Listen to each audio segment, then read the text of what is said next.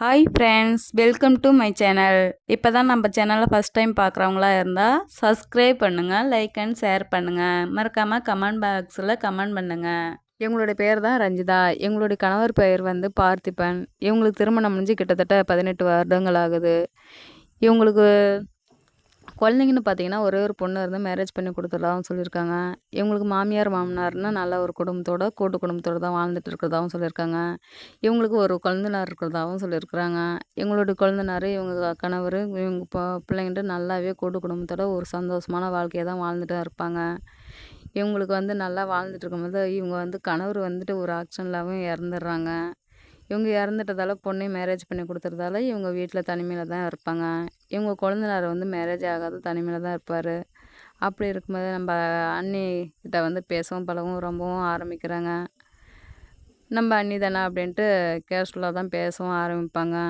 போக போக அண்ணி இல்லை, அண்ணி வந்து ஒரு ஏக்கத்தில் இருப்பாங்களே அப்படின்ற மாதிரி ரொம்ப பேசி பழகி ரொம்ப நெருங்கி பேசவும் ஆரம்பிப்பாங்க. இவங்க அத்தை மாமான்ட்டு மறுமேரேஜ்னு எதுவுமே பண்ண மாட்டாங்க. சரி பொண்ணுன்னு இருந்துட்டால் பொண்ணையும் மேரேஜ் பண்ணி கொடுத்துட்டாங்க, லைஃப் லாங் நம்ம வீட்டோடே இருக்கட்டும் அப்படின்ட்டு இவங்க அப்பா அம்மா வீட்லேயும் எதுவுமே ஸ்டெப் எடுக்க மாட்டாங்க. எங்கள் வீட்டிலே தான் இருப்பாங்க. எங்கள் லைஃப் லாங் தனிமையில் இவங்க வீட்டிலே இருக்கும், அந்த ஒரு ஏக்கத்துலேயே இருக்கும். இவங்களுக்கும் கல்யாணம் பேச்சு இப்போதைக்கு வேணாம் அப்படின்ட்டு இவரும் கல்யாணம்னு வேணான்ட்டு தள்ளி தள்ளியும் போட்டுட்ருப்பாங்க இவங்க கொழுந்தனாரும். ஏன்னா இவங்க அண்ணி மேலே வந்துட்டு ஒரு கண் வச்சுட்டு இவங்க கூட வாழ்ந்துடணும், அண்ணன் இல்லை இனிமேல் அன்னிக்கு நம்ம தான் எல்லாமே அப்படின்ற மாதிரி அண்ணி நம்ம லைஃப் லாங் பார்த்துக்கலாம் அப்படின்ட்டு இவங்க மேலே மேரேஜ் பண்ணதுலேருந்து அப்போ ஒரு ஆசைப்பட்டுட்டு இவங்க மேலே ஒரு நட்பு ரீதியாக பேசி பழகவும் ஆரம்பிச்சிருவாங்க. அவங்க அண்ணன் இல்லைன்ற இடத்துல இவங்கள வச்சு பார்த்துட்டு ரொம்ப பேசி பழகவும் ஆரம்பிப்பாங்க. அப்படி இருக்கும் பட்சத்தில் ஒரு நாள் இரவு வந்து ஓப்பனாகவும் சொல்லிவிடுவாங்க, எனக்கு வந்து உங்களை பிடிச்சிருக்கு, என்னை மேரேஜ் பண்ணிக்கிறீங்களா, நான் உங்களை லைஃப் லாங் பார்த்துக்கிறேன் அப்படின்ற மாதிரி உங்கள் அன்னிக்கிட்டையும் வந்து பேசுவாங்க. உங்கள் அண்ணன் வாழ்ந்த இடத்துல நான் யாரையும் வைக்க முடியாது, எனக்குன்னு ஒரு பொண்ணு இருக்குது, அதையும் மேரேஜ் பண்ணி கொடுத்தனால நான் லைஃப் லாங் இப்படியே இருந்துடுறேன், எனக்கு மருத்துவனா எல்லாம் எதுவும் தேவையில்ல, நான் உங்கள் அண்ணன் இடத்துல என்னால் வச்சு யாரையும் பார்க்க முடியாது, நான் அப்படி யார் கூடயும் சேர்ந்து வாழ முடியாது, இந்த பேச்சு இதோட வேணாம் அப்படின்ட்டு சொல்லிவிடுவாங்க.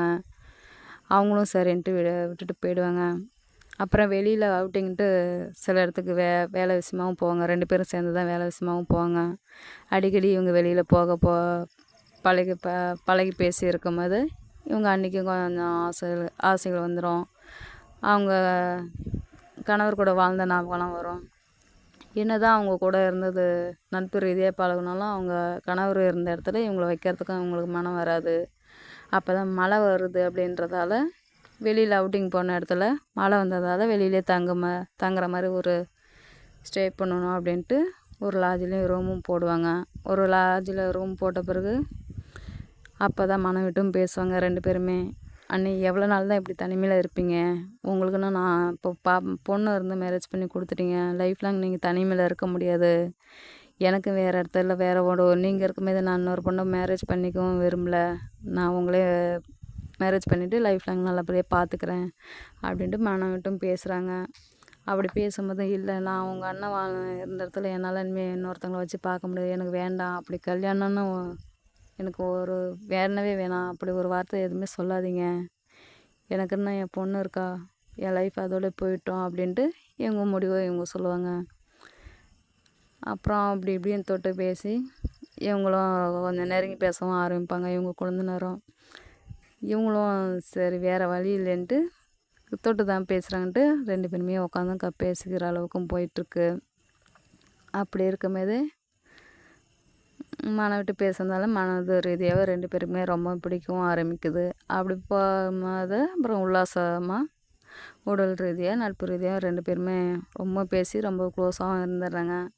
அன்றைக்கி ஒரு நாள் இருந்துடுறாங்க, விடிய விடிய இருந்துட்டு 2 பேருமே ஆசைப்பட்ட மாதிரி இருந்துடுறாங்க. 2 பேர் ஏக்கத்தையுமே தீர்த்துக்கிறாங்க. அப்படி இருந்ததால் சரி மன்னிச்சிக்கங்க நீ, என்னால் எதுவுமே பண்ண முடியல, எதுவும் பண்ண வேணாம்னு தான் பார்த்தாலும் என்னால் கண்ட்ரோல் பண்ணல, உங்களோட ஏக்கத்தையும் நான் தீர்க்கணும் அப்படின்ட்டு அந்த ஆசையை என்னால் எப்படி வெளிப்படுத்துறதுன்னு தெரியல, என்னை மன்னிச்சிருங்க நீ அப்படின்னு சொல்லுவாங்க அவங்க கொழுந்தனாரும். சரி இவங்களும் வேறு வழி இல்லைன்ட்டு அதையும் ஏற்றுக்கிட்டு எதுவுமே பேச மாட்டாங்க, மறுப்பும் சொல்ல மாட்டாங்க. சரின்ட்டு 2 பேருமே சம்மதப்பட்டு தான் இருப்பாங்க. இருந்துட்டு அப்புறம் அன்றைக்கி விடிகிற பொழுதில் அப்புறம் கம்மாளை விட்ட பிறகு அப்புறம் நான் மறுநாள் வீட்டுக்கு வந்துடுறேங்க. இப்படியே இருக்க 2 பேருமே சேர்ந்து வேலைக்கு போயிட்டுருக்கும்போது இதே ரெகுலராக தொடர்ந்து இப்படியே இருந்திருக்கு. வழக்கம் போல் இருந்துட்டு வெளியில் அடிக்கடி தங்கவும் ஆரம்பிக்கிறாங்க. வெளியில் தங்கவும் ஆரம்பிக்கிறதுக்கு இரவும் பகலும்னு பார்க்காத 2 பேருமே அந்யோன்யமாகவே 2 பேருமே ஒன்றாவே இருந்துட்டாங்க. இருந்துட்டு அப்புறம் இல்லை லைஃப் லாங் நாங்கள் இப்படி இருக்க முடியாது அப்படின்னு சொல்கிறதால இவங்க மனசை மாற்றி திருமணமும் பண்ணிக்கிறாங்க. இவங்க அப்பா அம்மாக்கிட்டையும் வீட்லேயும் கேட்டு சம்மதம் வாங்கிக்கிட்டு நான் இன்னி மேரேஜ் பண்ணிக்கிறேம்மா அப்படின்னு சொல்லிட்டு இவங்க திருமணமும் பண்ணிவிட்டு குடும்ப ரீதியாக நட்பு ரீதியாகவும் கூட்டு குடும்பமாக சேர்ந்து வாழவும் ஆரம்பிச்சிடுறாங்க.